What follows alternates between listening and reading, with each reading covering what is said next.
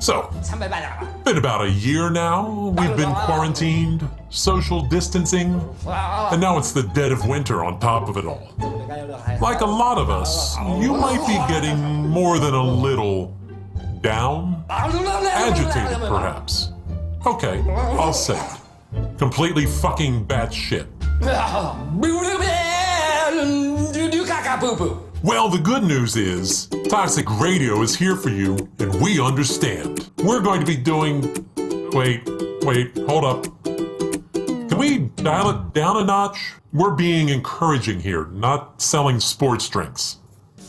Much obliged. We're going to be doing everything we can to keep you entertained and distracted with our lineup of shows, from Supreme's Funky Contradiction and Hungry for Hope to Paradelphia and Wire2Wire. And never forget, the best music you can't find anywhere else. Toxic Radio, doing our best to help you stay sane. Seriously, can someone please shut him up? Master, dinner is served. Igor, it's not that I don't appreciate the effort, but you know I prefer my meals uncooked. And how many times have I told you about using garlic? Yes, Master. Forgive me, Master. Please. Bite into Paradelphia. Thursday nights at 8, only on Toxic Radio. Paradelphia, because what if it's all true? While you're rocking with us at Toxic Radio, don't forget to check us out on social media. I want details, and I want them right now. Follow us on Instagram, Twitter, and Facebook. Now you're talking, brother. Chat with us, keep up on news. Just don't make it weird. Don't be a stalker. Don't be that guy. You just want to suck the joy out of everything. Toxic Radio. Get infected.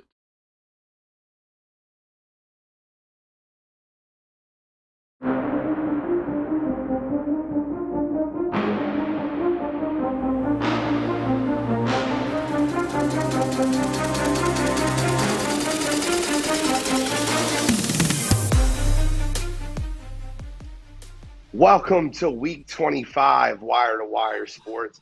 I'm your host, Gene Walzak, and I'm coming to you from the Dominican Republic. That's how much I love you guys out there. But in the studio, I have to my right, to my left, I got Scholastic Shally, the man, the myth, the legend, Uncle Shally, whoever you want to call him this week. To my left on the screen is College Cottrell, Kent State's own, Cleveland's own, rocking that Indians jersey this week. I love it. MLB starts tomorrow. We've got a wild show for you this week. We're going to go over the Final Four and how Gonzaga is going to take it all. After that, we're going to talk about the UFC. 3 for 3 on the night with Francis Ngannou. We're going to go into the GOAT bracket finals. We got Gretzky versus Michael Phelps. And we got MLB. We got to go through our preseason preview, recap of everything. I'm super excited to be here. Like, I love you guys so much. I'm here from the DR. How you guys feeling tonight? Good. Yeah, I can't wait. Weather's probably not as nice as yours, but other than that, it's fine. It is beautiful out here. It is. I'm sitting out here by the swim-up pool, just sitting on there next to the hot tub. Way to rub it in. Let's get started. Hope you I needed to. Let's get started with the Final Four. We got the Gonzaga Bulldogs, the UCLA Bruins, the Houston Cougars, and the Baylor Bears. The games that we had, I mean, nobody had UCLA, but most of us had the other three. What game stood out to you the most? What did you think about this weekend's games? And, what do you see going forward? Shally, start us off. I think we're going to get the matchup we all thought we were going to get. I can't imagine Gonzaga losing to UCLA. And I think Baylor's going to win a really good game against Houston.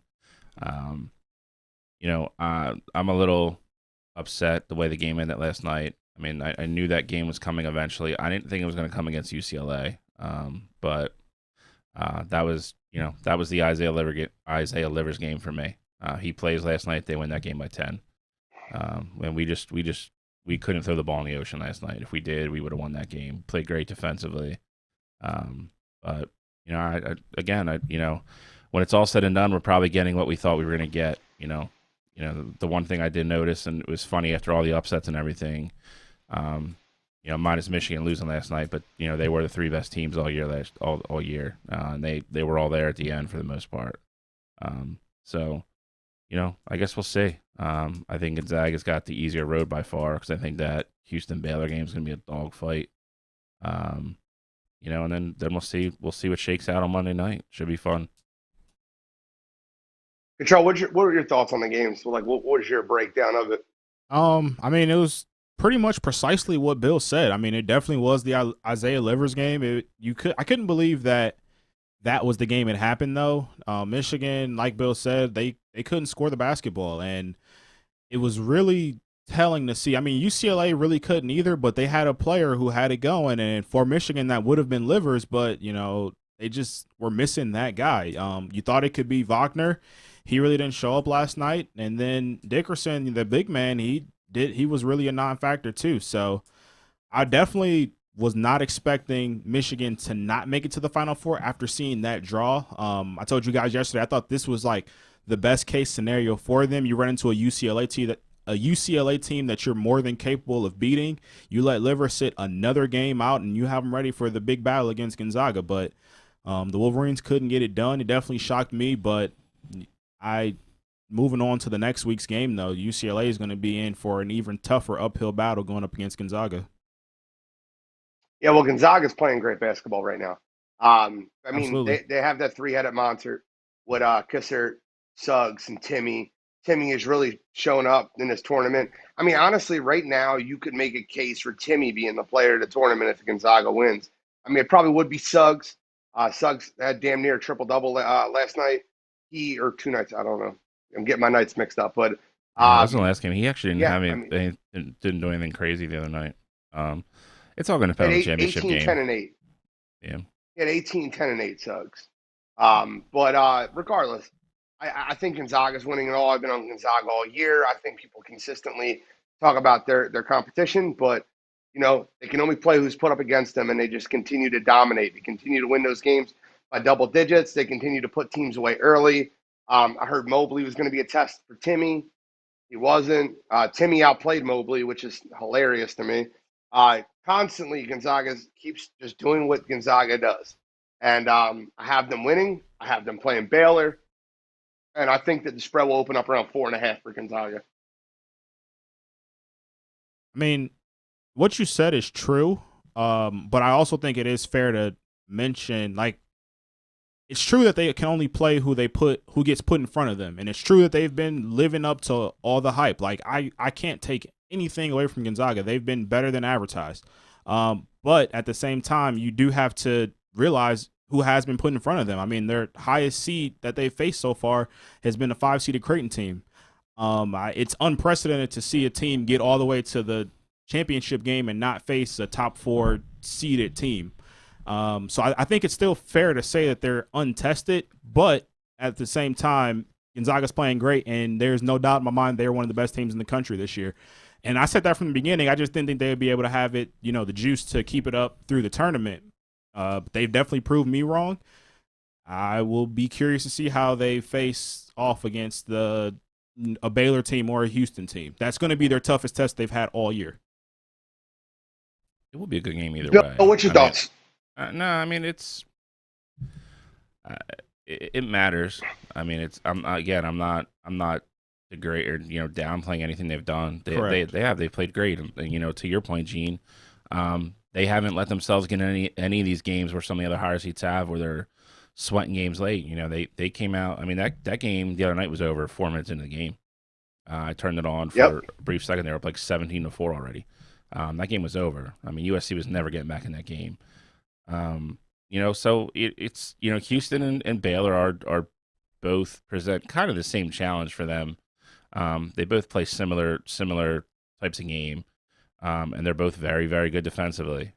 So we'll see. They have had the easiest bracket, and they've had the easiest road. And again, that's not their fault that other teams lost. But they haven't been tested yet, so.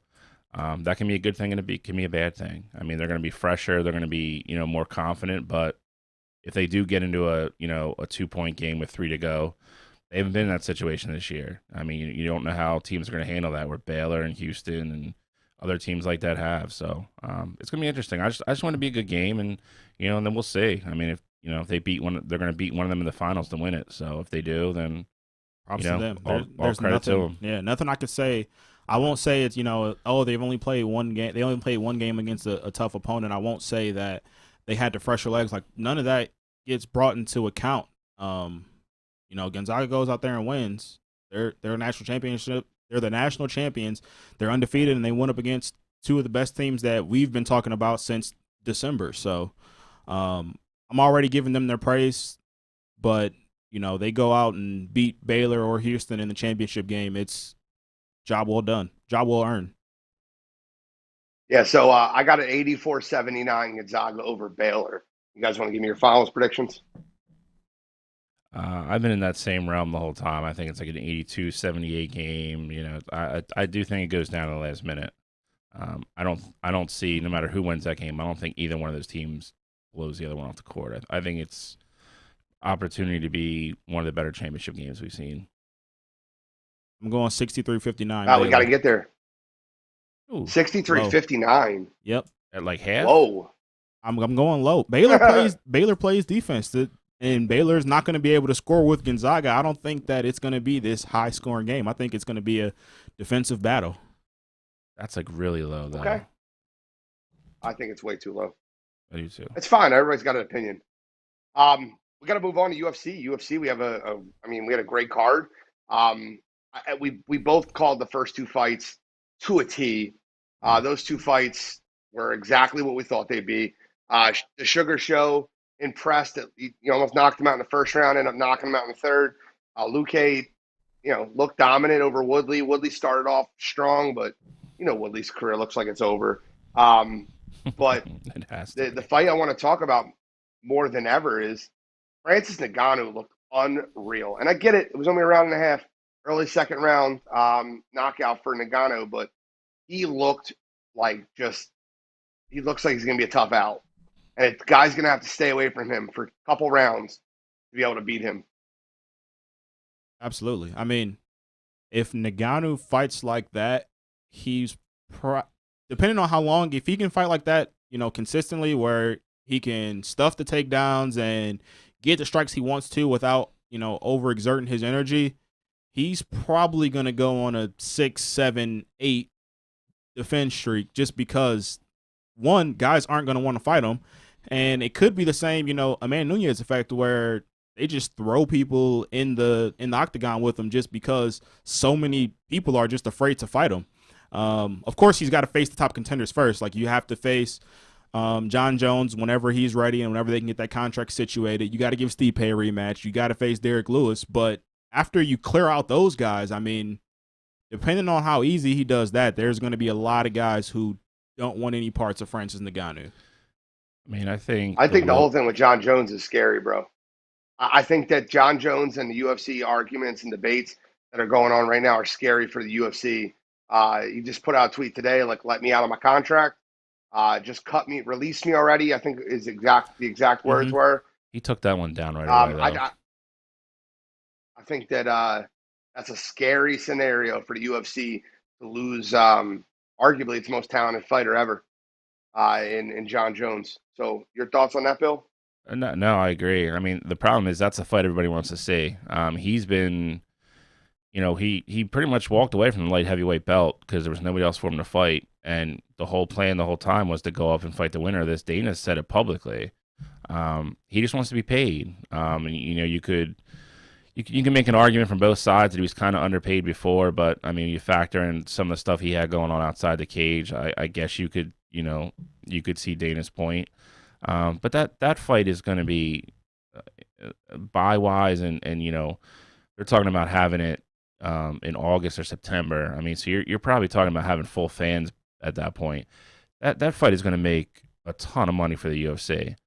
So if Dana can't figure it out and sit down with him and give him a new contract or redo his contract or do whatever, that is a huge, not only for the UFC, it's a huge missed opportunity for the fans. That is a mega fight. I mean, that is the fight of all fights. You have, everybody keeps calling Ngannou, the Mike Tyson of the UFC. You have that guy with that attitude and that punching power, and you're going to put him in the cage against debatably the best fighter they've ever had on the roster. I don't know how you don't get that done. I don't care really what kind of money you throw at John Jones. Whatever you throw at him, you're going to make it back. That I think that threatens the Khabib Conor pay-per-view buy. The live gate will be through the roof, especially with people just being able to get back to probably going and watching fights live. Those tickets are going to be gone in 2 minutes.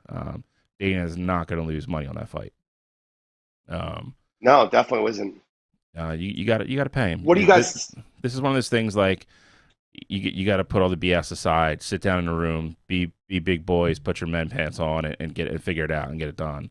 It's just a fight that you cannot let slip through your fingers. And like you said, if John Jones goes somewhere else, I mean, then this becomes the biggest what if fight ever. No offense to Derek Lewis, I'm a huge Derek Lewis fan.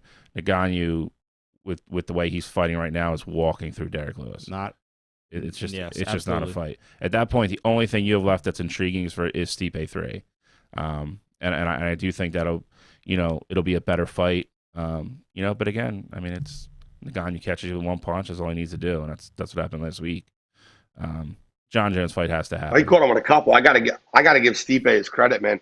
He caught him with a couple in the first round, and Stipe at least made it to the second round because, I predicted early second round because I knew Stipe is a tough dude, but man, he hit him with a train with about a minute and a half left in the first round, and I thought it was curtains then, and Stipe recovered. And to his credit, man, Stipe is a warrior. He is a fighter, man. He is awesome, but. Yeah, that Ngannou train is insane. And I think that they said his power was like getting hit by a Mack truck. That's insanity. No, I believe it. I mean, dude's huge. I mean, he cuts to get to 265. I mean, he's in that Alistair Overeem category. He's one of those dudes that looks like he was built in a lab. I mean, he does. He's just a specimen of a man. He is, to his credit. He looked great. I mean, that is a great time to probably have your best fight in the UFC. I don't think you could argue that he looked better in any other fight, especially against the caliber of a guy like Stipe. Yeah, I mean, he looked clean too. His wrestling techniques were great. He defended the take. Obviously, you've seen Stipe was trying to get him down on the ground, which is the smart move to do. Is use his wrestling. His takedown defense was great. He looked calm. He looked relaxed. He looked poised. He didn't look like he was pressing. And, I mean, I can't say enough good things about Francis Ngannou. I couldn't be happier for the guy either. Coming from the background he comes from.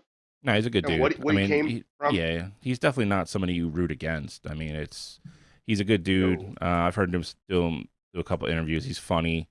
And to his credit, he wants to fight John. So he did a bunch of interviews yesterday and today.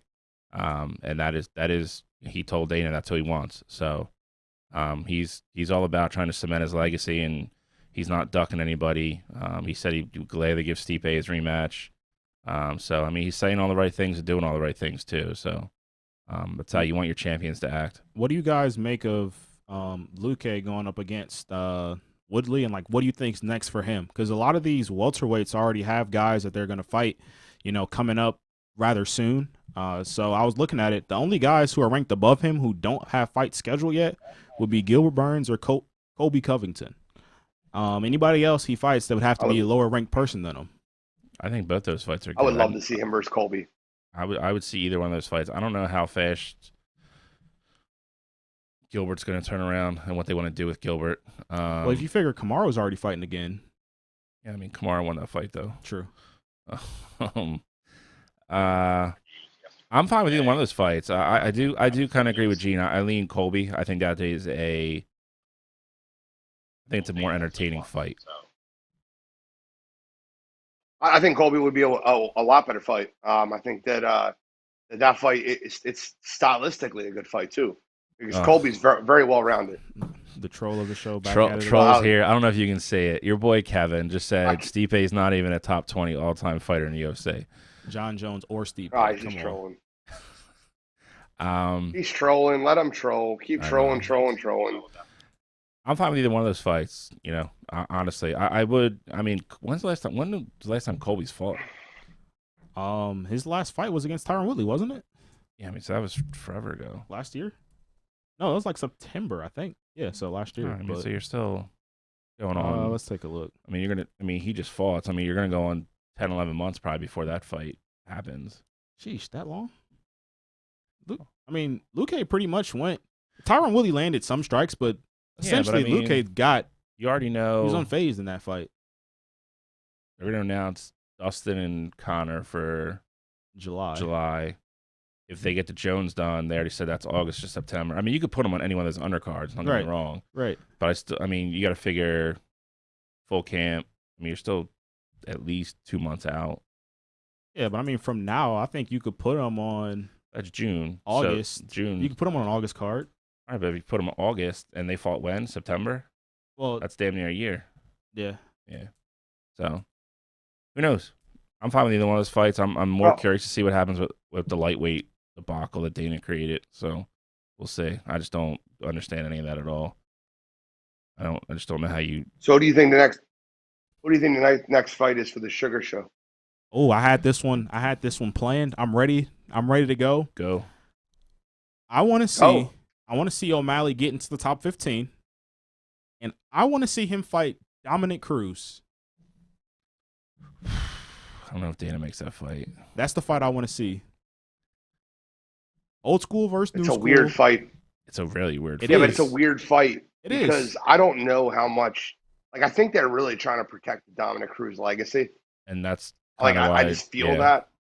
But my thing is, though, he just won his last fight. I don't think Cruz is necessarily going to be getting back into the title mix anytime soon. See, that's where I disagree with you, and why I agree with Gene, because that is a Dana White special that if you give him another easier fight or two, then he wins. You put him on a 3-fight win streak. They won't talk about who he beat, and then you get hype for a fight off name recognition with Dominic Cruz, and that is something Dana would do. I don't know.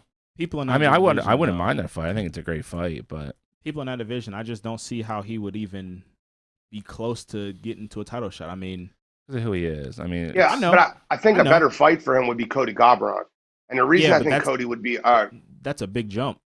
Yeah, it's a big jump. So what? I mean, listen. It would be a fun fight to promote too. Very fun fight to promote. At some point, if you want to get up there, yeah. At some point, if you want to get there, you're gonna have to beat him eventually. No, I know, but if I'm Cody Garbrandt though, I wouldn't even entertain that fight, because if I win that fight, it's like, I beat a guy who's not even ranked yet, and Cody Garbrandt is literally like one fight away from being right in the mix for a title shot. Like he was supposed to go up against Corey Sandhagen, and then the injury happened, and that fight got canceled. But you figure he wins that fight, he's literally next in line for a title shot, and I think if he fought O'Malley, that would be going backwards. O'Malley's a big, popular, I think O'Malley sells more. Agreed. I agree that. I agree with that, but I don't think that adds to your resume when it comes to trying to win a championship. Honestly, if I'm O'Malley, I'm not taking that fight, but I would try to. I think if I'm both of them, I take the fight. For O'Malley, it's a huge jump, and for Garbrandt, it's like, all right, so let's just say you're Garbrandt and you're worried about, like, you can make that a headline of a UFC fight night. That could be like a fight night headliner, and Cody can get paid off that. Cody doesn't want to fight a fight night, though. What that fight should be. But I don't think. To Cottrell's point, you're a fight away from fighting for the belt. Like you want to be on a pay-per-view. You don't want to be on a fight night. That is a step backwards for him. It's good for him because it's a big name, because everybody knows who O'Malley is. Like if you stop O'Malley, most people aren't going to look at it as, oh, he's not ranked yet, he's still up and coming. They're going to be like, oh, like, you stopped O'Malley. Like, he's going to get credit for that. It doesn't change his stance or his position. That's what I disagree with. I feel like if he loses to O'Malley, he goes down to like 7, 8, and then that's how guys loses. like. I'm saying if he wins, it's not people are going to be like, oh, like, you beat an unranked guy. Like, it's still going to be a big win. No, I get that, but that's how I think. If O'Malley fights Garbrandt, that's how guys like Dominic Cruz get back into the picture, just because O'Malley's going to jump up, and then by process of elimination, like, Garbrandt has to come down, and that's what's going to give Cruz his wiggle room to get back up and sneak into the title mix. So I think that would be best case scenario for Cruz. I feel like you could see Garbrandt and Dominic. I feel like that's something Dane would do. I wouldn't be against that at all I either. just want to see good fights. And again, I mean, I don't. Dominic looked good Garbrandt in his beat last Dominic. Garbrandt was the one that stopped Dominic. I know. His whole run. Well, I mean, there you go. You I saw don't the even know if you want rematch. to put that in, and I don't know if you want to do that, especially especially Dominic Cruz, especially the way that Cody beat him and taunted him the entire fight. He's got to fight somebody though. So No, I agree with think you. Cody versus Frankie Sugar Edgar? chose the fight.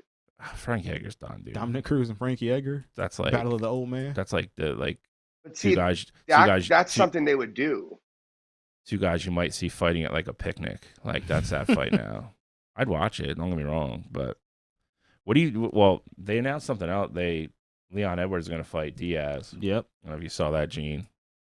Down in Leon Edwards wanted that so bad he asked for it. Yes, It's going to get him paid. it's going to get him paid. I think he wins that fight too. Yeah. I actually listened to him on Rogan the other day. He's actually a funny dude. Leon Edwards. He's a really funny guy. Really just sarcastic, kind of like go with the flow guy. If you get a chance, check it out. But I didn't know that much about him. I listened to that. Podcast. He's a funny guy. Good fight for him though. Definitely going to make put money in his pocket, and then he's got to bide his time to. Man, I think if he wins that, I mean, I don't know how he doesn't get a shot after that. Oh, somebody said they want Sugar to go up against Kyler Phillips. I just don't know if that's a big that's enough. a great fight. I would love that. fight. Why? Big enough. I don't really know. good. Who said that? Kyle, I think. Throw the comment. Kyle Ladd. Oh, Kyle Ladd, softball buddy. Okay. Good dude. Yeah, I would. That's a great fight. I just Would don't be a know. fun one. It would I be a think great that's a great fight. I just fight. don't know. This gets into the whole thing. Like, we've been talking about it for the last 5 minutes. Dana likes to protect people and try to. I don't know if he wants either one of them to lose to the other one, and that's just I don't know. I'm all about it. Again, it's another great fight. I hope he makes it. I mean, these guys got to start fighting people eventually. Yeah. I mean, you can't have O'Malley, Just beating up just on non beating on scrubs people, and then just give him a title shot. Like he's got to go up in class. What are your thoughts on this whole lightweight thing, Gene? That I think Dane has botched beyond belief. What do you mean? Well, it's pretty much official. Dustin is going to fight Connor in July for the 3rd. They took the interim belt off of that. Just gave it Are to you talking Chandler. about the Chandler versus Now you have Chandler Oliveira for the vacant belt, and somehow along the line, Justin Gaethje just got screwed. So I just don't get it. I don't get how. I don't think he got screwed. I'd rather seen Chandler versus Gaethje than Oliveira, in my opinion. No, but agreed. We all agree on that. I think where he screwed up was if Poirier was the interim championship and he beats Connor, I don't know how you take it off him and then put it up for grabs against Oliveira and Chandler when Chandler only beat Hooker. I don't know how you don't make those two fights. You have Connor versus Dustin 3, Gaethje versus Chandler, and the two winners fight at the next pay-per-view for the belt. I would have 100% did a semifinal. Yeah. Yeah, I agree with you. We talked about that when it happened. They should have created like a little 4-person tournament for it, like a 4 horsemen. And I just don't know how. I agree with you. I just don't understand how Gaethje's the odd man out here. And I will say that I think Gaethje got screwed because the winner of Connor and Dustin is going to be the next one in line for the title shot, which means that Gaethje probably won't even sniff the title like shot until sometime in 2022. So I think that's how he got screwed in this whole. And that's really crazy considering you're at that point you're kind of punishing him for losing to Khabib. Like I don't know. Like I just don't understand how that works. Listen, Dante, I'm not sleeping on him. I think he's a great fighter. I wouldn't be surprised if he beats Chandler. My point is, I just don't think those guys should be fighting for the belt. That is my point. He can definitely fight. Yeah, but Gaethje lost to Khabib, and good fight. ET's on our show. But yeah, I mean, I think Oliveira is good. He's a good fighter, but just look at the other guys who are in. I mean, you can make a point that he should be in the conversation instead of Chandler just because Chandler's so fresh onto the scene. So I'd entertain that argument for it. But when it comes to Poirier, McGregor, and Gaethje, I don't think you can make a solid argument that he deserves to be there over any of those three guys. I 100% agree. I just don't understand how we got, again, how you have Gaethje fights Khabib, loses. Okay. That's not a bad L. Everybody has that L. Everybody that's in this, other than Chandler, has that L. Right. And then you throw Oliveira in out of nowhere. Mm-hmm. And like you said, and then Chandler has one fight. Chandler was like the big signing, though. Like, that was the big guy that, like, right. Dana lured away. Right. But again, I don't know if my bigger gripe is that with Gaethje getting screwed or the fact that that fight is for the belt. Like, I think that is more. This is like Brock Lesnar 2.0. Yes. Like, just comes back and Chandler's not even the name. Give him a title shot, and then he got embarrassed again. Like, I just don't. I'm usually like I back Dana's moves and decisions. I don't think he could have botched this one worse, in my opinion. All right, so I'm gonna real quick. I'm gonna be on probably for at least another 20 minutes. I keep purchasing more data overseas, but once I cut off again, guys, I'm probably gonna be done. But I just wanted to let you guys know. I apologize about the audio mix-ups and me cutting in and out. I am doing this from the DR. But let me just give you my last thoughts on that. Chandler was flashy with the win over Hooker. Gaethje and Poirier and McGregor have put in work in that division and work in UFC, and I think it's almost criminal to leave one of those three out of that Final Four. I think Oliveira should have been the odd man out, and I think that Gaethje definitely did get screwed in that, but there's a lot of good fights in the 155. You know who's not getting screwed? The fans, because there's a ton of great fights that they're throwing on at 155. Dante, to your point too, you beat Tony Ferguson. Of course, you get some recognition for that, but this Tony Ferguson isn't the Tony Ferguson that we've come to know. Like, Tony Ferguson's had his injuries, and Tony Ferguson's not the Tony that we used to see. I just want that to be out there. You see Gene's. Yeah, but he was not the Tony we want to see. Yeah, we weren't. Tony became that because of what Justin did to him. Tony was dominant going into that fight. That wasn't a knock on Justin. That was a knock on Tony. He said Oliveira. It shouldn't be a knock on Tony. Tony was dominant until he fought Justin. So because Justin knocked him out and beat the crap out of him, so now it's Tony's not the same Tony. Yeah, so is Tony the same? Is Tony the same Tony now? Is Tony the same Tony now? No, not now. Okay, that was the point I was making. That was the point I was making. You used it as a knock on Justin. No, I didn't. I used it as a knock against Oliveira.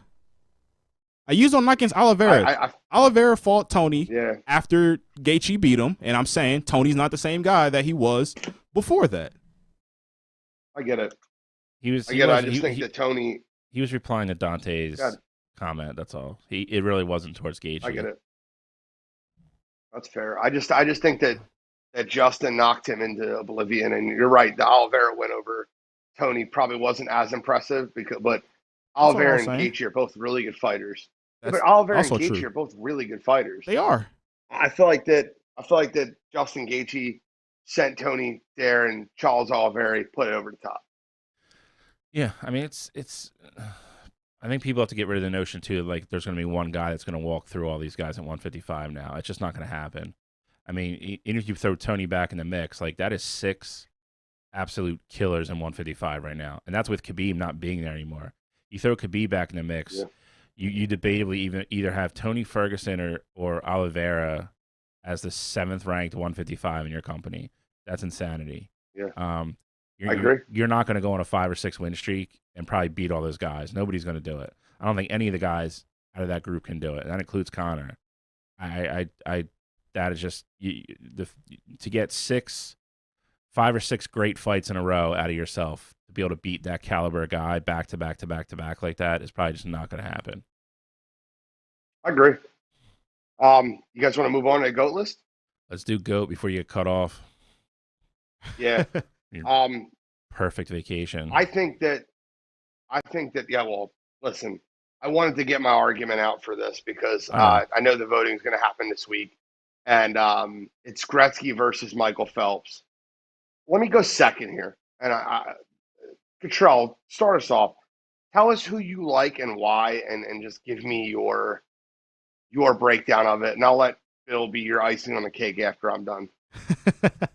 So, You know where I'm going, bro. with that said, I'm going to go with Michael Phelps. There's been a lot of pushback on the wire line about swimming and how a swimmer is going to be your GOAT. Look, I'm not saying Michael Phelps is the most athletic guy of everybody who was on the bracket. That's not the case. Michael Phelps probably wouldn't have been top 16 if we were just going off pure athleticism on the list. I'm going with the guy who was most dominant in their sport. That's my GOAT of all GOATs. You give me sports, I'm going to go with the one who was the most dominant in that sport for the longest period of time. Michael Phelps has 23 gold medals. The next closest person has 9. Hockey is not hockey in general, but most of the sports that we talk about, it's judged by championships. And I get it. Gretzky was great. He scored a lot of points, had a lot of assists. He had 4 championships. That is all phenomenal. Greatest hockey player ever. I don't have any arguments against that.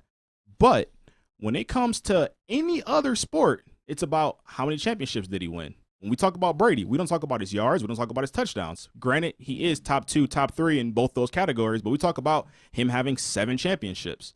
Gretzky has 4.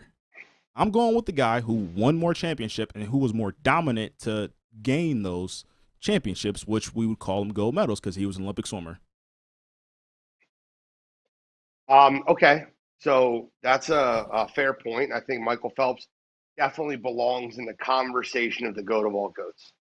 I don't think that he is a finalist. I don't think he is a Final Fourist. I think he is definitely was seated properly, maybe a little bit low from where he should be at. Let me give you my take on why Gretzky is just better. Let's start with the fact that Gretzky is the most dominant player in hockey, and it's not even close. There's no sport, no team sport, where you have anyone is even close to what Gretzky did as far as dominance. In basketball, you have Michael and LeBron. In football, you really depend on how you break it down, but if you want to go by quarterback, you still have Montana, you have Manning. In baseball, there's a million different people, which is why no way was on the list. As far as team sports go, Gretzky dominated in a sport that just remind you again, 1, 2, 3, 4, 6, 7, 9, 10, 11 in most points. Let me add on to that. He never scored in a goal in his entire career. Assist alone would make him the top point scorer of all time. Also, a lot more people play hockey than swim. I don't mean to say that like against Michael Phelps, but think of it this way. Ready?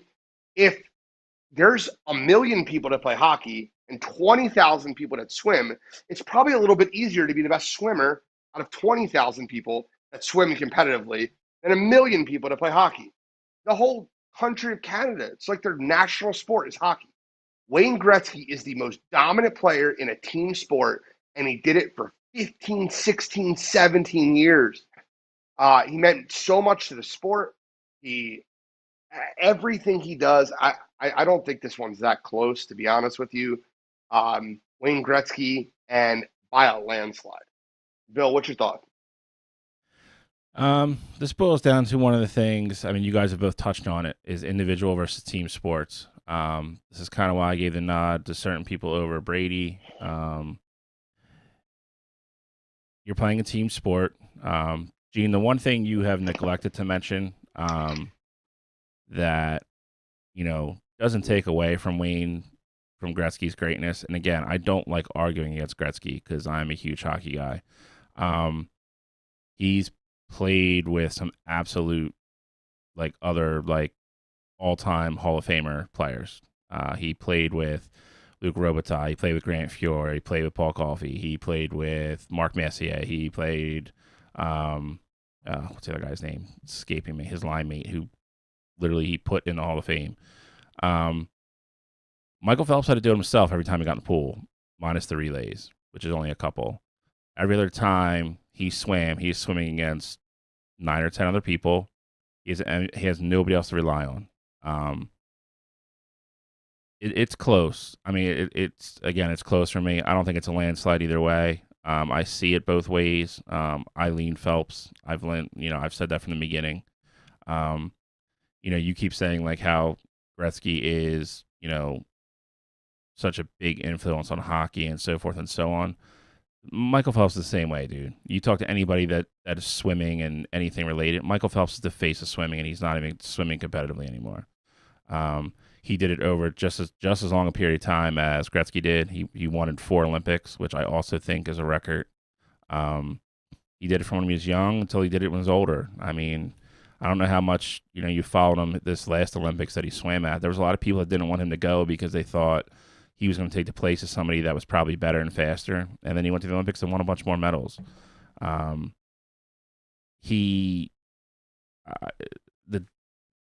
I think we got it right, and I hate to say that, but I think we did. I think for as good as Tom Brady is, and there's no bigger Tom Brady fan than me for obvious reasons, he plays a sport where, he is the best at whatever he ever did, or he's the best at that position. But like you said, to your credit, there is Montana, there is Elway, there is Marino, there is Manning. There's all those guys. Gretzky has definitely distanced himself away from anybody in the NHL, and that's 100% true. But so is Phelps with swimming. You could say the same thing for both of them. I think it's very close. I definitely think he's a better athlete than a lot of the other people that were on his side. When you factor everything else in, like he's definitely a better athlete than probably Tom Brady is. But for me, it's Michael Phelps, very, very close. Again, I don't like arguing against Gretzky. I don't at all, not even a little bit. But if I had to choose one, that is the way I would go.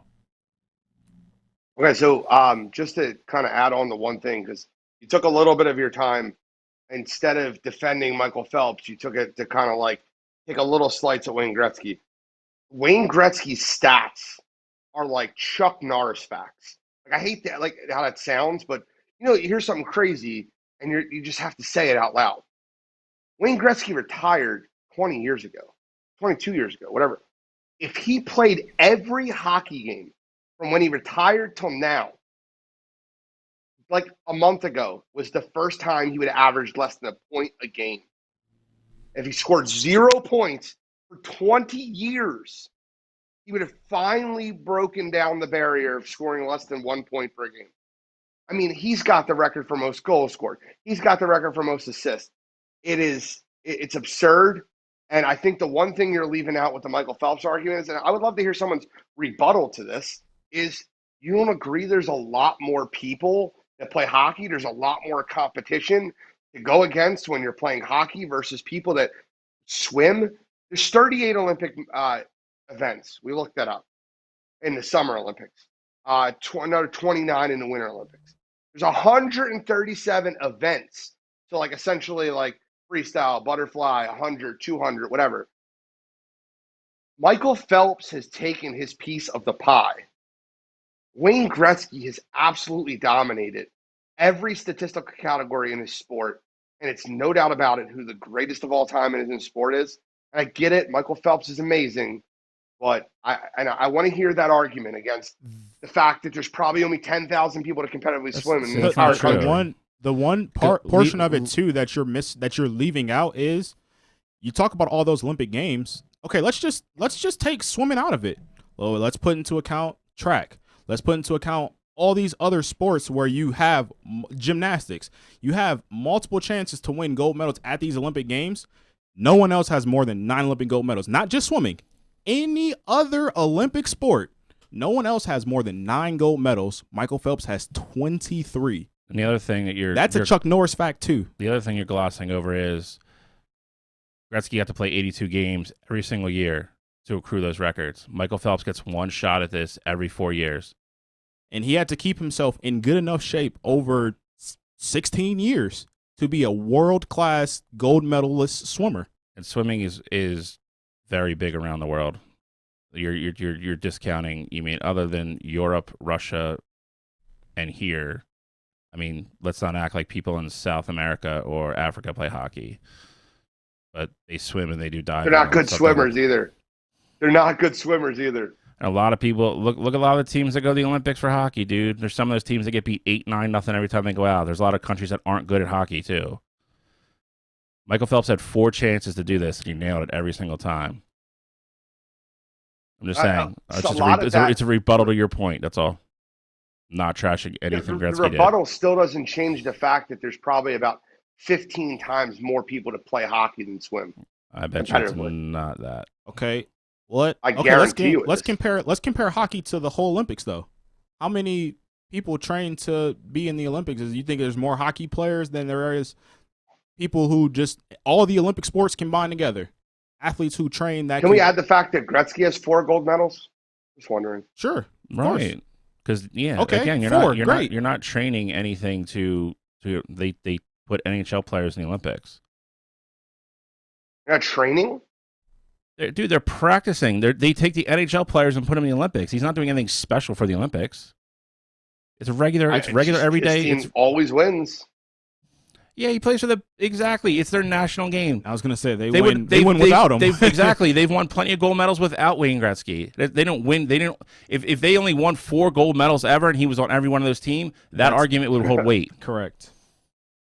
Yeah. Also, as for World Championships and the World Championship of Hockey, it's the same thing. Wayne Gretzky's stats are. No, it's not just the World Cup. It's the same thing as Michael Phelps winning World Championships. The same thing as the Olympics is what I'm saying. It's a tournament they hold on the off years of the Olympics. I follow it. I watch it all the time. Same thing with juniors. He probably has junior medals too. It's all the same. He does. It's an Olympic style tournament. Well, get your votes in. One of these guys will post it up there today. We'll count the comments. 1 comment per person. You're more than welcome to put your reasoning why below it. I would love to hear it. But yeah, get your comments in. Get your votes in, and we'll announce the winner next week on the show. You guys make compelling arguments. Michael Phelps is phenomenal. He's not Wayne Gretzky, in my opinion. Did RJ beat you? RJ said he beat you in the swim race. Is that true? No. No. RJ's calling you a liar. No. He is lying. Show me the tape. Show me the tape. I need tape. I gotta check tape. Pull the tape out, RJ. If there's tape. Any last comments on the GOAT bracket? No, I think it was fun. I wish. It was great for us to do because somebody else made it. I would have liked to. I think we would come up with a different bracket if we made it ourselves. I agree. And then there was a lot of comments about Lewis Hamilton not being on the list. That's another great. I think you could easily put him over Pablo Sanchez or Joey Chestnut. But I don't know. Yeah, I don't know. Yeah, the problem with Hamilton is it becomes. I don't know if he's if you're going one auto racing guy. I don't know if he's your auto racing guy. But just his particular. Are we discounting the fact that Joey Chestnut eats hot dogs better than anybody? Because if Michael Phelps is swimming better than anybody, is hot dog nobody eating? Beats Joey Chestnut. Wait. I know it's been 4 years since we've seen the Olympics, but I don't remember seeing a hot dog eating contest. After they it's competitive eating. It's a sport, right? It is. I'm just saying. I don't remember seeing it in the Olympics, though. That's all I'm saying. I think that's like a July 4th kind of special. It's a Nathan's hot dog eating contest, baby. Coney Island. It's not a world class Olympic event. Who's your biggest omission from the list, from the entire GOAT list? That's a great question. I just sprung this out on you guys. It is. For me, this goes back to like they had Jordan and LeBron both on the list. I don't think they should have put both of them in.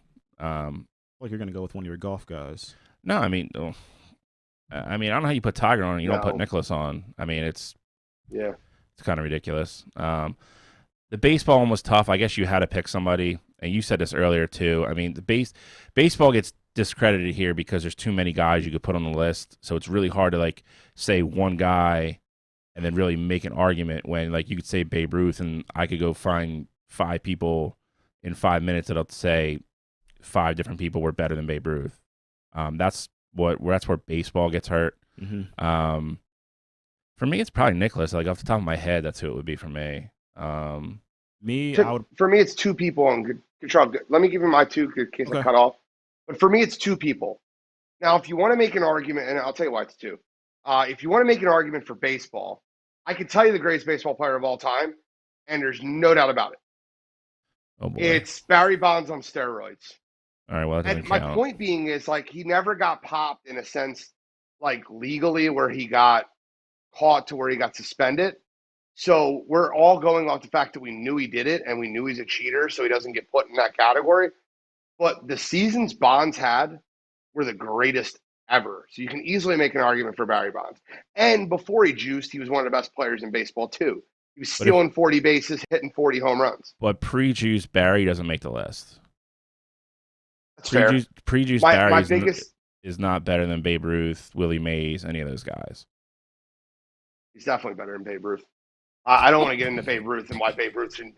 I don't want to get into Babe Ruth. All right. And why Who's Babe your Ruth second doesn't one? belong on a baseball list. Who's your My second one's Floyd Mayweather. Yeah, true. That's a good. It is, but you get to like the whole. Like, are you putting him over Ali?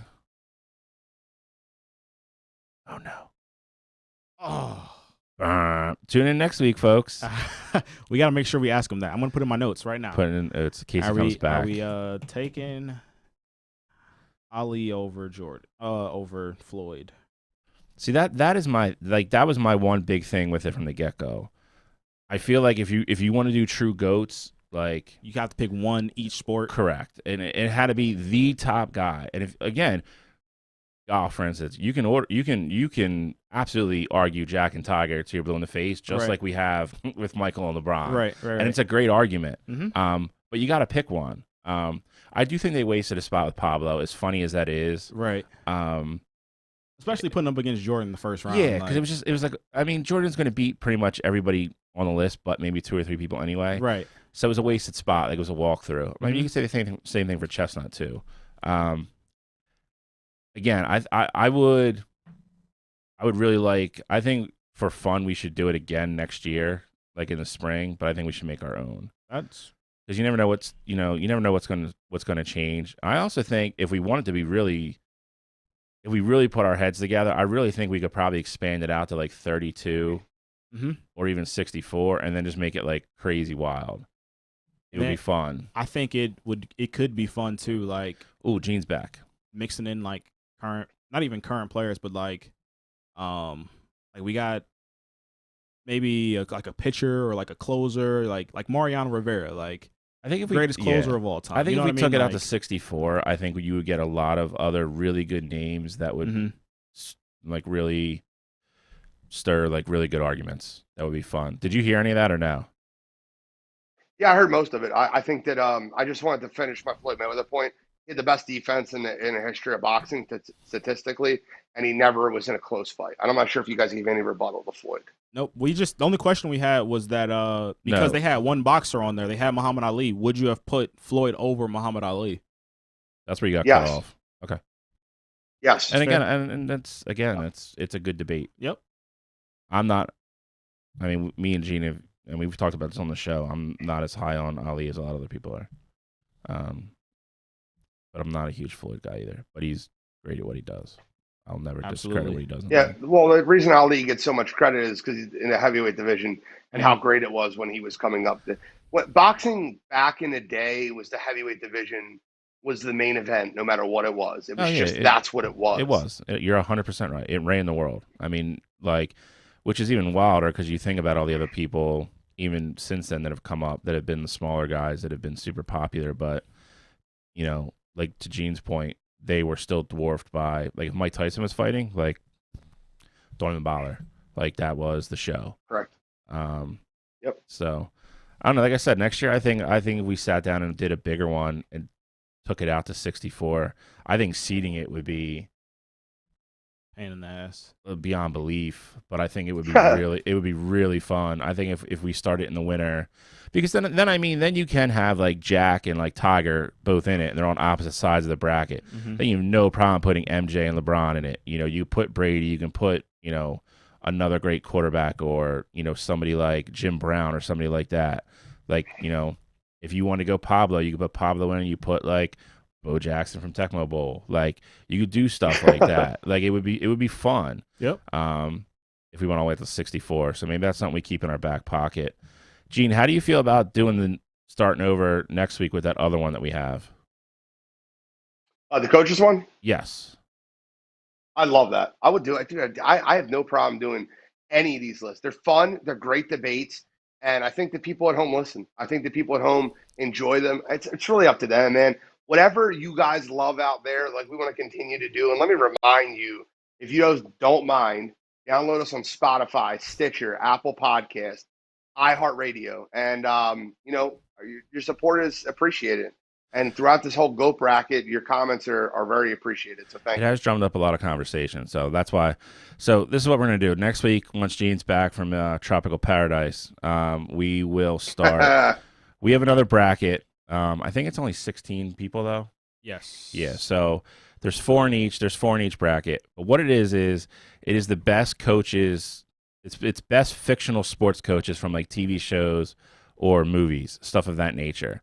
There's a lot of good names on it. There's a lot of good arguments. We've messed around with it going back and forth for a while since I found it. But I think we'll introduce that next week, and we'll have some fun with that. There's a lot of good coaches from really good shows and good movies on there. I think it'll be fun. So and just remember, ducks fly together. Correct. Have you watched it yet? You got to remember, ducks fly together. Did you watch it for ducks fly together? Yeah. I mean, he's in there. He's a strong contender. He's a number 1 seed, actually, I think. You guys ready to move on to Yeah, we gotta get to baseball. How long are you hanging? Are you cutting out here? Well, if you don't mind, can I give mine so that it's on air, on record before the season starts? Because I only get about 20 minutes before it cuts me off. All right, so you want to run through your teams and your award winners now before you get cut off? Correct. All right, go for it. Go for it. We don't mind, All Gene. right, so we don't mind. By all means, we're here to pleasure you, and right, whatever you from want. vacation, whatever you want to do. You're here to pleasure me. I'm in DR, bro. I don't want to hear that again. Yeah, here's the thing. I love how Gene has he's an adopted member of the society in Dominican Republic. Like he doesn't even say it. Like he's so ingrained in the culture down there. He's like, I'm in the DR. Like you live there. But go ahead, it's fun. So. For division winners, let me start with the NL East. I have the Atlanta Braves winning. I have the St. Louis Cardinals winning the NL Central. I have the Los Angeles Dodgers winning the NL West. As far as is it 3 wild card teams this year? 2. They didn't go to last year, so it's 2. Then I have the Padres and the Nationals, with the Mets being right out, just slightly out. So I have the Phillies 4th in the division. As far as the AL goes, I have the Yankees winning the East.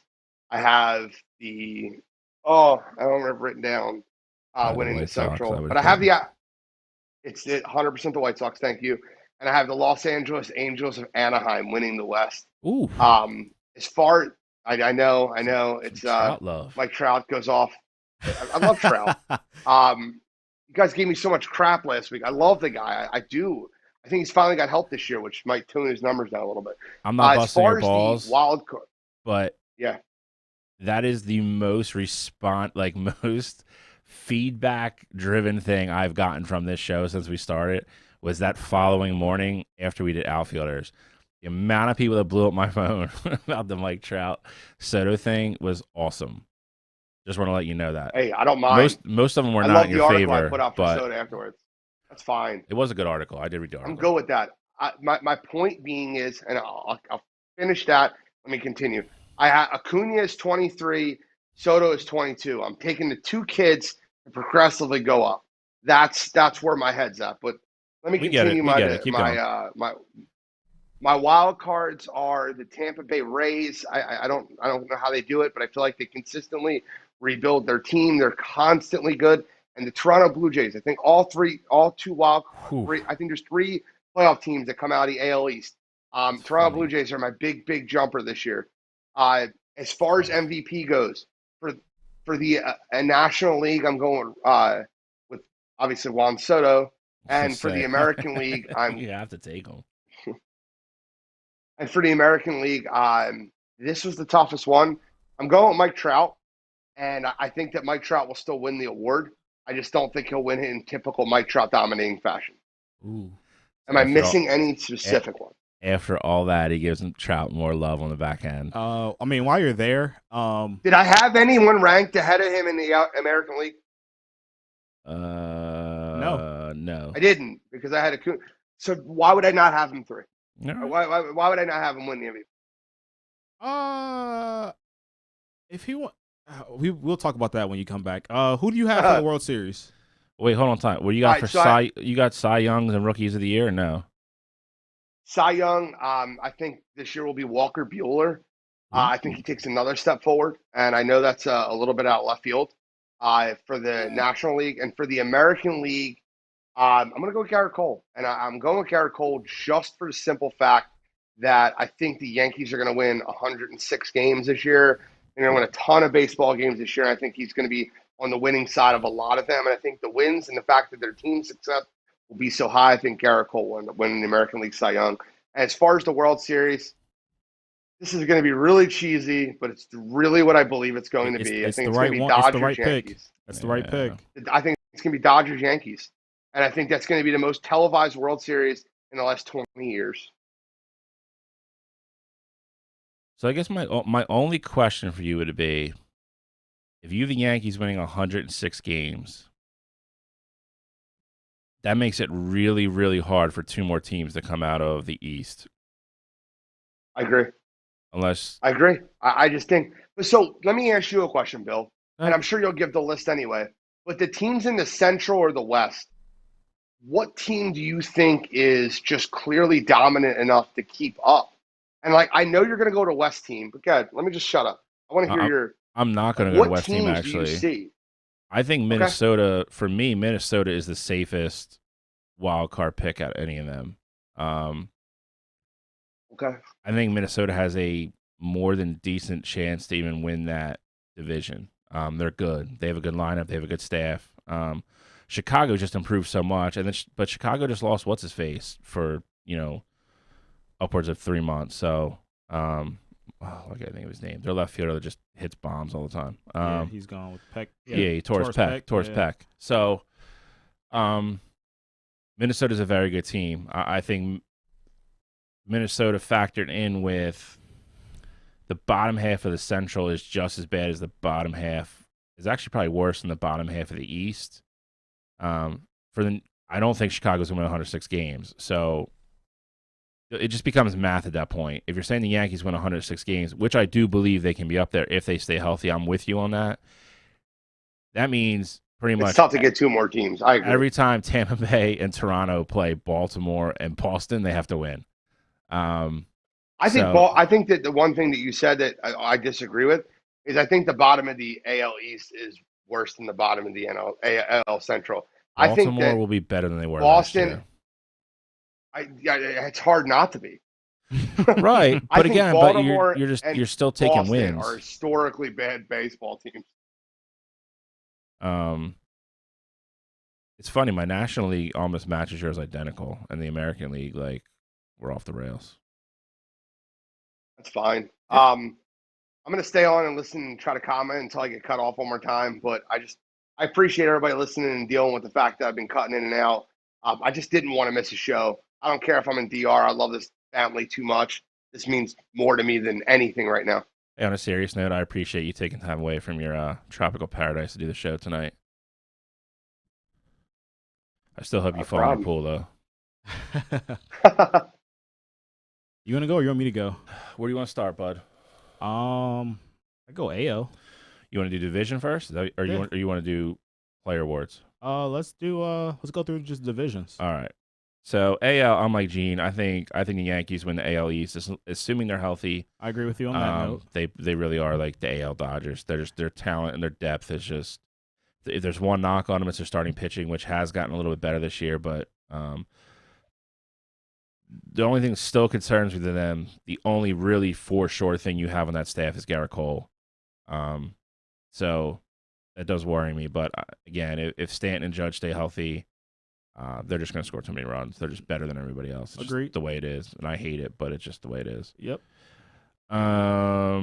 Central, I have the White Sox. I also have the White Sox. In the West, I think Houston has enough to still win. They're going to get Verlander back at some point. They still have Greinke. The West is the wild card this year. I mean, you can make an argument for 3 teams to win that division. You can make an argument for like Gene said, any of the three of them to win a wild card spot. I have Houston probably by like a game or two over Oakland. I also took Houston, but I thought it would be between Houston and the Angels. I really think the Angels this year are going to take that jump just by adding the guys to the lineup. And, I mean, hopefully they make a move for another pitcher. We talked about this a little bit yesterday, but the workload that they're going to have on Ohtani it's unrealistic to expect that man to pitch 20 games this year. I think it's going to be closer to, 15 to I think I 15 to 18. I think if he stays healthy, 20 is doable. But here's the thing. People, listen, telling everybody, only because I follow the Angels. The only team I follow more than the Angels are the Phillies, obviously, and I follow the Angels because of Trout. Ohtani is not making 35 to 40 starts this year. Even if he stays healthy, I promise you he's not. They are going to make sure he's okay. And on top of that, when he's not pitching, he's going to be either DHing or in the field. It's unrealistic to think he's going to play 5 days a week and then pitch. Everything I've read, he's probably going to pitch every like 6 to 7, maybe 8 games. He's not going to be a slot. He's not going to be slotted into a spot in the rotation. That's not what they're going to do with him, because they need his bat. His bat, you could argue, is maybe more valuable to that team than pitching. They need him batting behind Rendon and Trout. So, I saw this argument with a bunch of people arguing over about fantasy. They're like, how can you not take his offensive numbers and 40 starts? He's not making 40 starts on the mound. He's not. So I would say temper your expectations with him on the mound a little bit. That being said, it's also a huge advantage to have him down the stretch when he's always going to be on at least 5 days rest, that if they get into a big game where they don't want to start their 5-starter, you're going to come to the ballpark all of a sudden, and you're not going to get whoever their 5th starter is. All of a sudden, you're going to get Ohtani. Right. And that's what they're going to do with him. And, we'll see how the elbow holds up. I mean, he was recommended to have Tommy John, and they didn't do it. They sat him for a whole year and just let him keep hitting. It didn't bother him when he was hitting. And he's looked good in the spring. He's looked real good. So we'll see. For their sake, I hope he does, because, I want to see Trout in the playoffs. Yeah, me too. Definitely. You going to move on to the NL East, or you going to go over our wild card? Well, wild cards, I have the Twins and I have the Angels. I have the Toronto Blue Jays and I have the Angels.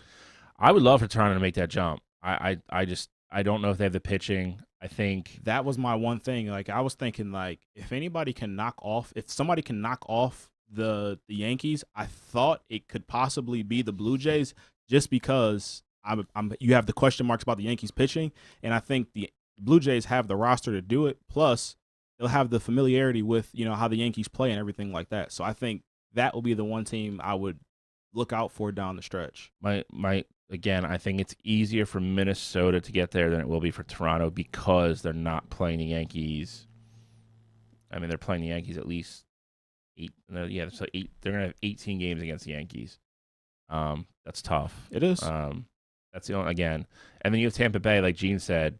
I mean, every year people are like, oh, they're gonna win 70 games, and they win 85 games. I mean, it's just what they're gonna do. I just think it's tough losing. You lose your 2 starters that held you down in the World Series. Yeah. So, I mean, they constantly rekindle those starters. They do. They have to have, if not the best, the second or third best scouting team in baseball. It's unbelievable. It has to be number They one. find talent everywhere. They do. My point. Yeah. Say it's not the best. It has to be top. I mean, listen, and Glasnow's going to be your one. I mean, so he's not a slouch. You're just losing the depth factor of it.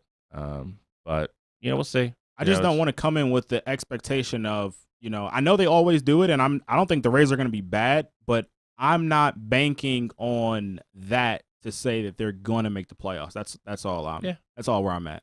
That's fair. Fair. All right, let's go. They're my last wild card. I just said it backwards. I got you. I really like East? Toronto. NL East, I have Atlanta. I have the Mets. Okay. The Central, I have the Cardinals. I also have the Cardinals. West, I obviously have the Dodgers. Me too. My first wild card is San Diego. My first wild card is Atlanta. Okay. And my second wild card is the Mets. And my second wild card is the Padres. All right. So I think for the NL, we all have the same teams, just in different situations, or did you have the Nationals making it? He had the Nationals. All right, so I you're had the all Nationals over the Mets. All right, so you're out on the Mets. Glass now top 5 Cy Young this year. Petey, I actually agree. He's actually, I think he makes a jump. That's a good call. Okay, so the really only disagreement then is between who finishes second and third in the NL East, which is by far the best division in baseball. You're correct. Facts. All right. We do awards. Spitting facts over there, Shallcross. Facts. Well, I mean, we know who the AL MVP is. Do you want to go over it? I'm just gonna say his name again because I like saying it because he's so good. AL MVP is gonna be Michael Trout. Mike Trout. Cy Young. He's so good. He's so good. It's ridiculous. So good. Cy Young. I am going with Gene. I'm going with Garrett Cole. My dark horse for that though is Lucas Giolito. Oh, you stealing my thunder. That's my guy. I picked Lucas Giolito to win it. Advanced scouting over here with Shelly. Lucas Giolito, I mean, with the White Sox, that team is going to be incredible this year. I think they're the team that makes the jump, especially with the AL Central being weak. I think the problem is, and Gene touched on this actually, Cole's power numbers are just going to be stupid. And he's probably going to get to 20 wins, and that's I feel like Giolito might top out at like 18 or something, or somewhere around there. And then it just gets tough because I do think Cole will win a couple games where he probably doesn't pitch well because that team just scores so much. That's true. I think Gene hit that on the head. I thought Cottrell was going to go with Shane Bieber. Bieber is number 2 odds-wise, I think. I mean, I don't usually like the back-to-back. I don't like the back-to-back. It's tough. The problem is that the team's not. Shane Bieber is going to become the Jacob deGrom. That is also the true. American League this year. That's also true. He's going to lose a lot of 3-2 games that he should win. It's very true. No one should be ashamed of themselves. It was your rookie of the year. I'm shocked no one's got the Phillies. I didn't have a rookie of the year prepared. Jesus. I'll tell you who I want it to be, though. Go ahead. Nolan Jones. So, fun fact on that, by the way, since we talked about it. I think you're going to see him after the call-ups. I hope so. Because I don't think they want to burn. They're not going to lose a year of control with him. Which makes sense. Yeah. So Rookie of the year pisses me off in baseball constantly. Because you have so many people that are in September call-ups, and it ruins that opportunity. You have so many people with team control. I tell you right now, Rookie of the year is fun. Oh. DR right into the middle of the meat and potatoes of Gene's point. The DR data monster strikes again. Who was your rookie of the year that you had? This is kind of like to piggyback on what Gene was just saying. Like, I have a Razorena from Tampa Bay. Like, he's eligible. Like, it's crazy to think as much as he played at the end of the year and like a huge impact he had in the World Series. Right. He's eligible for Rookie of the Year. That is crazy. If he has a normal year, he's going to win it. Like, right. He's just probably better than anybody else on that list. That's true. He's my dark horse for NL, Jeff Perone. I think there's a chance. That's not who I'm picking, though. And then we got to go over NL MVP. and NL Cy Young. What do you got? MVP, I was torn. Gene's guy, Juan Soto, was definitely in the mix. But I went with the guy who I'm familiar with, who I just think is going to produce, and I went Mookie Betts. Yeah. I picked Mookie. Mookie was one for me. I will say Gene, Soto. It came down to him and Soto for me. Yeah. And again, I think Mookie is just going to be the benefit of that Absolutely. lineup. He's going to be on base, and he just got guys. Mookie's probably going to score 140 runs this year, and that's people think that's a crazy number, and it's not. If Mookie hits 320 like he normally does, he just got absolutely killers behind him. I was just casually looking at the Dodgers highlights from yesterday, and it was literally Mookie and Bellinger going back-to-back home runs, and I'm like, that's what it's going to be like for 162 games all season long. And you throw in Seager, you throw in Muncy. Right. I mean, throwing Turner. There's just so many everywhere. He's just gonna have so many opportunities to score. Who's your Cy Young? I went with Jacob deGrom, another guy who I'm confident in, and the best pitcher in baseball. Yep. Absolutely agree with you on that. He's actually throwing harder this year than he was last year, which is frightening to me. The other thing, too, one of the reasons why I love the Mets so much, obviously, is because Jacob deGrom, but I think they're going to really have a four-headed not monster, because that's not the right word, but they're going to have a monster, though. They're going to have a nice four-man rotation when Thor comes back, and if he's healthy with Carrasco and Stroman. I just think that the Mets can be a really tough out. That is the reason I picked the Mets over the Nationals. I think as good as Soto is, and listen, Strasburg is going to get hurt at some point. He always does. Scherzer's amazing. Yep. The dude's a horse. And Patrick Corbin's a great number 3.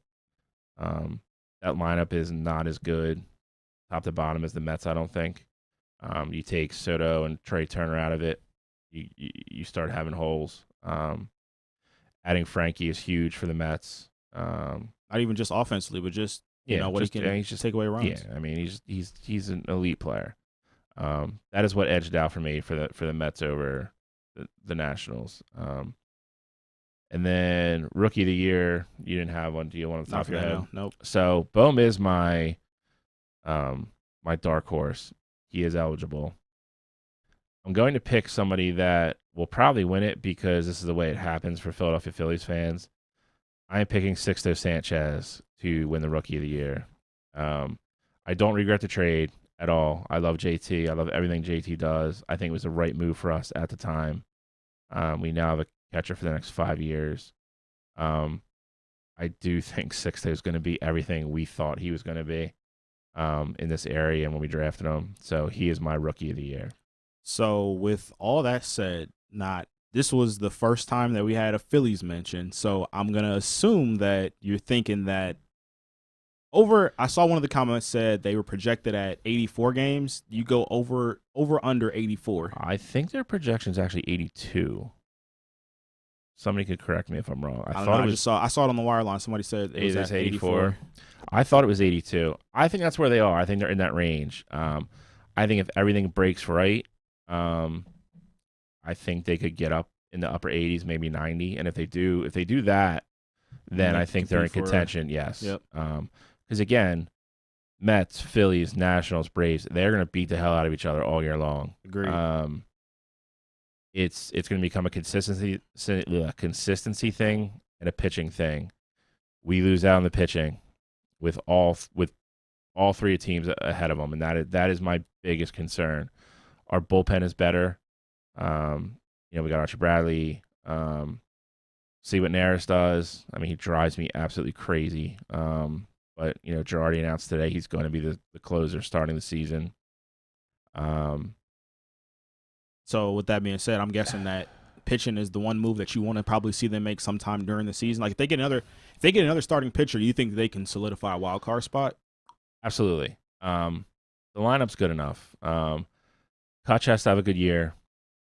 I wouldn't bet the farm on that one, but I'm not betting the farm on it. Here's the thing: he's just not a prototypical leadoff hitter, and that is people concentrate on his average too much. Mm-hmm. He does walk. His OBP is always good. That being said, you do want your leadoff guy to hit more than 260. It does become a problem. It is even at 82. I'm over then. I'm over 82. Here's my big not concern, is my big hope. If they stay in it around the All-Star break, then one of our big pickups for the year, not even a player wise and GM wise, in Dombrowski, that's where he comes into play because he will go get somebody. He will be in on whoever the guy, not for nothing. The crazy thing could be, Scherzer's contract's up at the end of this year. There's already talk that if they're not in it, they're going to deal him. I don't know if they would deal him to us because they don't want to see him. But if there's a big pitcher name out there to get for the right price, Dombrowski will go get him. Obviously, you'd want Scherzer, but would you prefer a lefty? Yeah, I mean, we need one. I mean, the crazy thing is, I mean, you look at the top two. I will put Nola and Wheeler up against. Honestly, the only tandem I would take over them would probably be DeGrom and whoever they're going to put second, and that's only because DeGrom is that good. I will take him over whoever the top two the Braves are going to offer, and I would take him over even Scherzer and Strasburg just because I know Strasburg's going to get hurt. You just mean in that division, right? Yeah, in that division. Yeah. But I mean, honestly, top two. You could put them up. I mean, the logical one that you would say you wouldn't would probably be the Dodgers with Bueller and Bauer. Mhm. I mean, but they're in that discussion. I agree. It's the problem is the Phillies just fall off a cliff after two. I guess we can have the F1 conversation again for like the fourth year in a row. How he's going to be better, and this is the year he's going to show everything that all the Phillies coaches see all the time, and blah blah blah.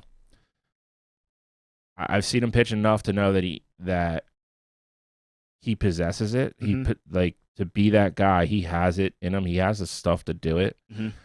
He doesn't pitch that way though. Great. And then I guess we're going Matt Moore for whatever.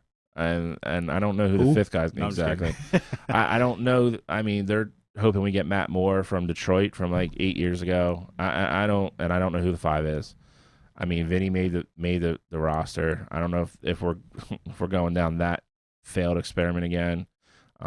They didn't keep Spencer Howard up, so it's not going to be him. I don't know. The pitching is what concerns me with the Phillies. That lineup, when they're hitting, can hit with anybody in the division. I just have concerns. If you're the top of your rotation up and you go against the top of the rotation, the Mets, as good as Nola is, you can't go into that game expecting to beat a DeGrom. Right.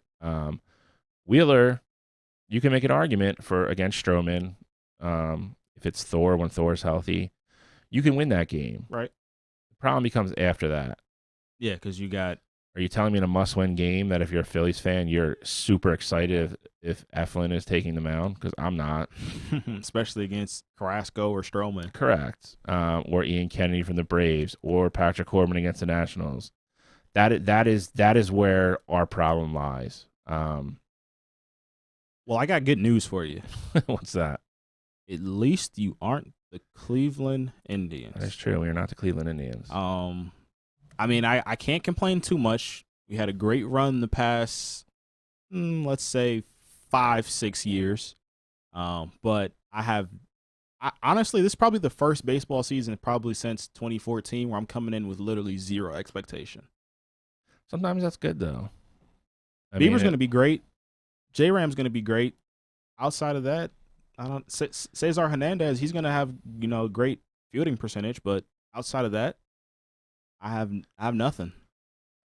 Chris, I think it's strictly a service time thing for Howard. I don't think they're discouraged or anything with him. I just think they want to keep him down to the beginning of the year so they don't have to give him another year of service. I think it's strictly a money and a contract arbitration thing. I don't think it's anything more than that. You guys are in a tough division too. I think you guys will be ahead of Detroit. Because I just shouldn't be hard. It shouldn't be hard. But then Chicago, Minnesota are tough. There's only 4 in that division. Who am I missing? Twins, White Sox, Indians, Twins, White Sox, Tigers. I think that's it. Yeah, I do think that's it. But here, there's some stuff I wrote down for the Phillies. I started talking about with Kutch, Reese, Royals. Ooh, Royals. Royals are probably better than you guys. It's decent. It's not It's bad. decent. It's not decent. bad. It's Yeah, not what decent. it was. You're talking about a couple years ago. You had Bieber, Carrasco, Bauer, and who am I missing? Kluber. That's world class. Right. It's not bad. Listen, I'll say this. Clevenger. PD's right though. Your pitching staff won't be the reason you guys are bad. No. We got I like Tristan McKenzie. I don't really know much about our relief pitching. It's just question marks everywhere. And who's going to score? You can have great pitching, but if you don't score, you can't win. So and that's why I said what I said. You take J-Ram out.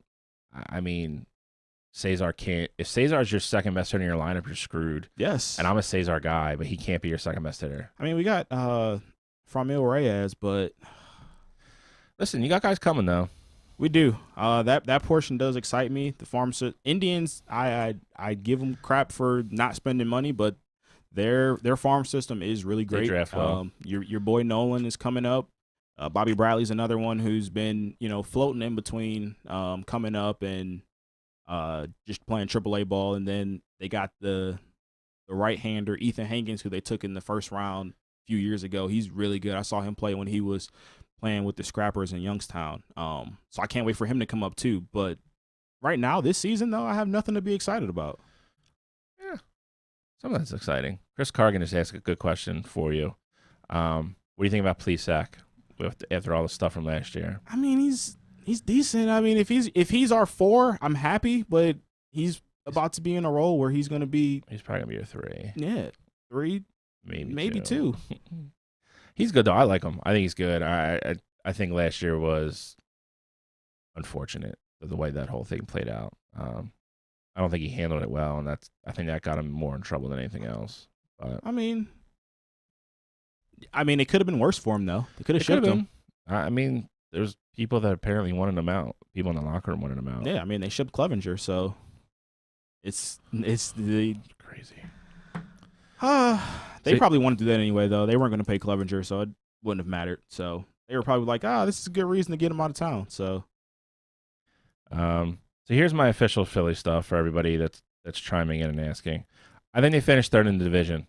I do think they will finish ahead of either New York or Mets, or either the Mets or Washington.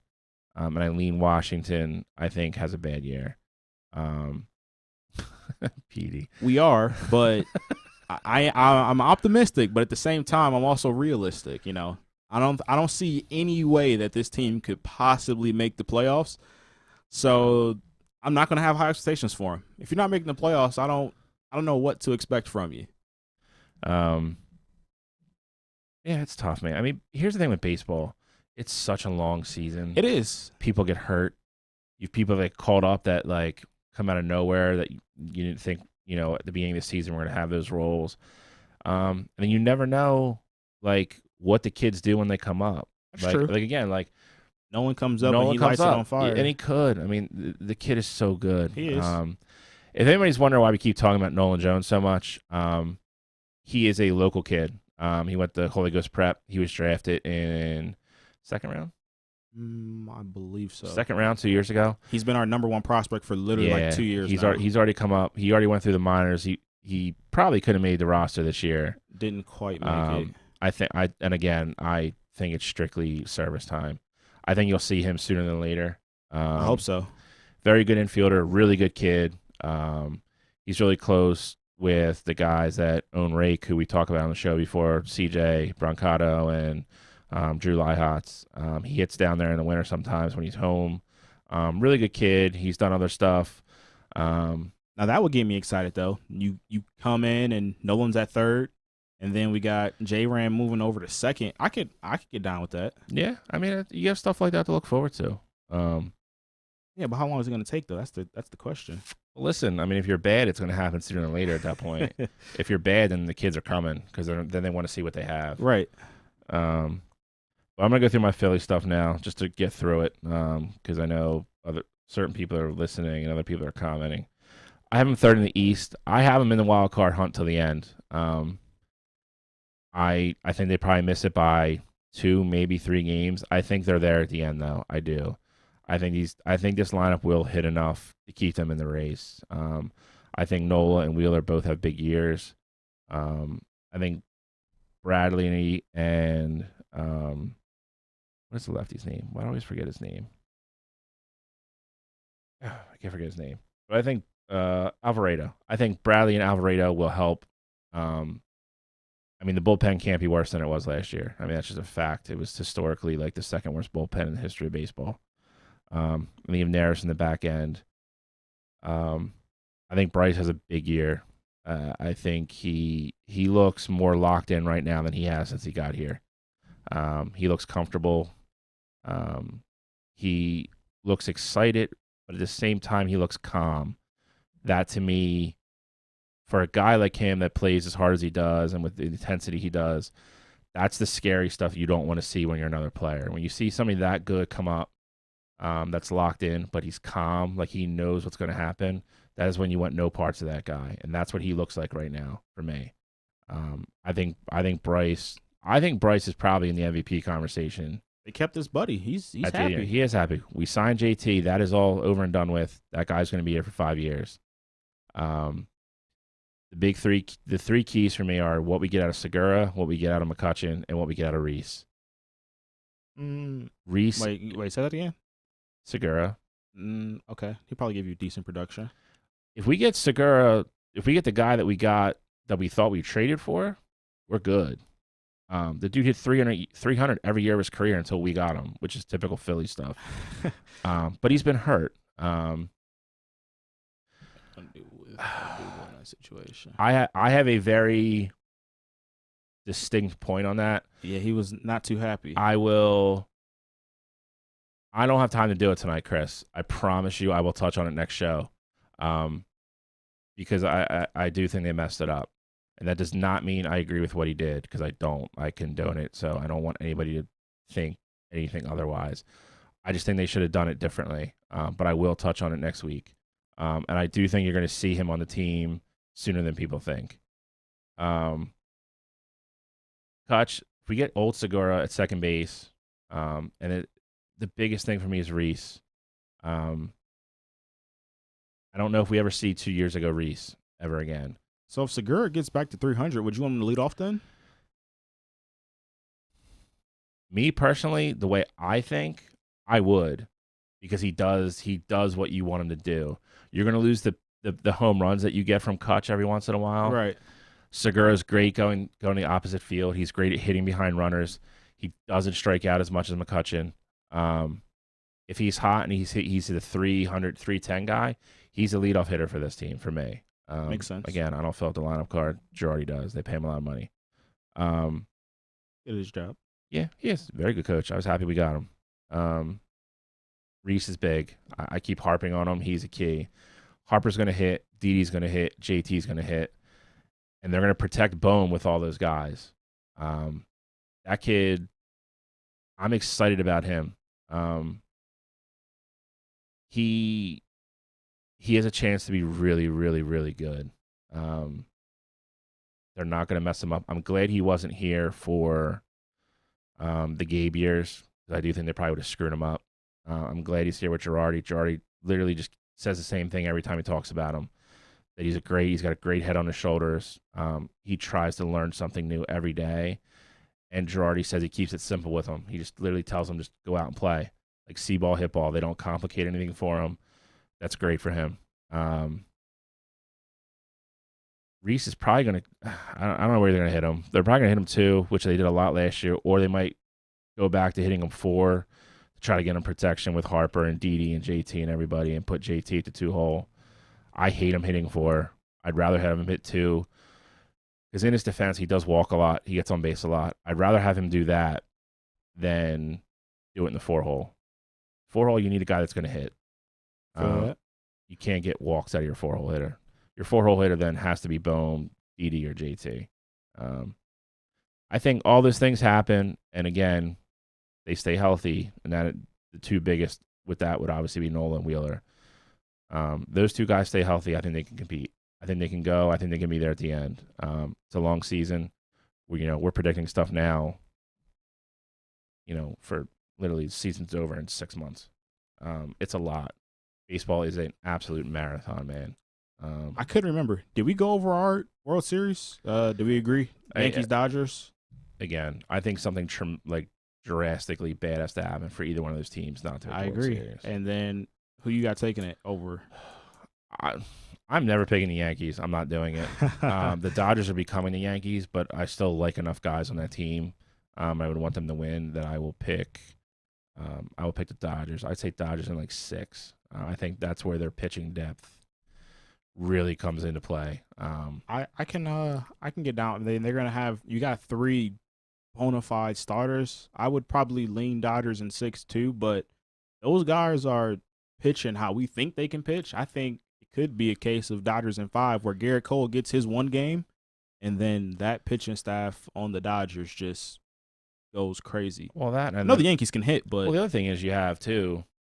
Bauer used Bauer's used to seeing all those guys. That's also true. So if Bauer steals one of the games that Cole starts, then you're in a lot of trouble. Correct. A lot of trouble. But we're about done. We got to do Are You Kidding Me? And we got to get out of here. Yes, sir. You want me to go first? You got it. You can go. All right. So mine this week is a Cleveland native, one of my favorite football players, one of the best players I've ever seen play in person. I'm going to go with Marshawn Lattimore. So this week he got arrested. It was a gun charge, and he got arrested in Cleveland. And this is his contract year. Marshawn Lattimore has been one of the top 10 cornerbacks pretty much every season Top since 5. he's gotten to the league. He's top 5. Yeah, I mean, I would say top 5, but I know, you can make your arguments for your people. You got to be smarter than this. Contract year, you're looking to get 18 and 20 million a year, from being one of those top guys. The Saints already have their cap issues when it comes to money. I just think that Marshawn Lattimore could have cost himself a lot of money by just doing something really stupid and something that he's smarter than that. I get it. He was in Cleveland. He was around his boys. I understand all that, but you are an NFL player. Not only are you an NFL player, you're an elite level talent NFL player. You shouldn't be mixing into that crowd where you're doing stuff like that. You got to be smarter than that. I really hope you didn't cost yourself a little bit of money when it comes down to it. It's time to put the pen to the paper. But Marshawn Lattimore this week. Come on, you gotta be kidding me. I don't get the gun thing, man. I don't. Listen, I'm not gonna go off a tangent about gun stuff. I'm a huge gun person. I own guns. If you are that again, he's in his hometown. There's nowhere he's going there that nobody doesn't know who he is. Correct. Nobody. The dude is a bona fide NFL superstar. You are about to get the payday that is going to make sure that when you're done football, you don't have to do anything you don't want to do for the rest of your life. If he would have signed the deal that he won, he probably would have been a $100 million man. Correct. You're done. You've everything literally laid out perfectly for you. Why are you getting caught in a car with and not even his gun? It's a stolen gun. Here's the thing with guns. If you don't live under a rock, this isn't like a drunk driving thing. This isn't something that a DA or somebody's going to sweep under a rug. Correct. It's a gun charge. He's going to get suspended. The NFL's going to suspend him, and he absolutely just cost himself money. It's crazy. I've actually liked him coming out of college, and he plays amazing every time we play against him. The kid's a stud. I hope it works out for him. And he's one of those corners he's not a system guy. He is man to man. He will follow your best receiver and lock him down. Yeah. So no matter where he goes, yeah, he's gonna fit. He's top 5 for me, and it's just unfortunate. When I saw it that morning, I sent it to you right away. I was shocked. And up until this point, he's never been in trouble, which is even crazier. So hopefully that works out for him. But he's probably gonna get suspended. So for me to wrap up the show, I don't know if anybody watched the UConn Baylor game. It was a great game. I watched it solely because I bet money on it. But I watched it too. Neither here nor there. And it benefited me. I took UConn. I will tell you this. Baylor was the better team on the floor that night. They were the better team, and they absolutely got screwed out of a win. Well, I want to say win, a chance to win. She still got to make the free throws. If you don't know what I'm talking about, Dejanay Carrington, about 7 seconds left. They were down 1 against UConn, who is the absolute holy grail of women's basketball. If they are not on TV and not in the Final Four, they're going to lose money. They're losing money. They are the team everybody loves, and also the team everybody loves to hate.